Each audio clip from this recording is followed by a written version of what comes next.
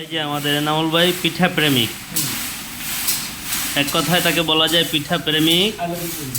এই যে হলো আমাদের আর এক ভাই, সে হলো পিঠা খাবার প্রেমিক। এই এখন এখানে দেখানো হচ্ছে রেসিপি কিভাবে তৈরি হচ্ছে এই পিঠাগুলো।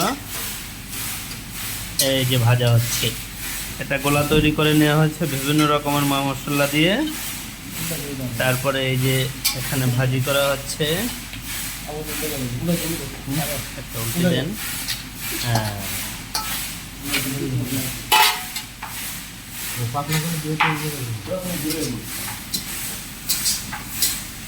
ভাজার প্রক্রিয়া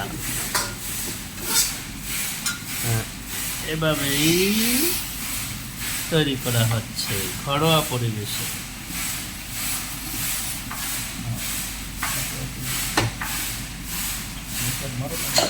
হ্যাঁ, কিছু টাইম ঢেকে রাখতে হবে, আশা করি খুবই মজাদার হবে।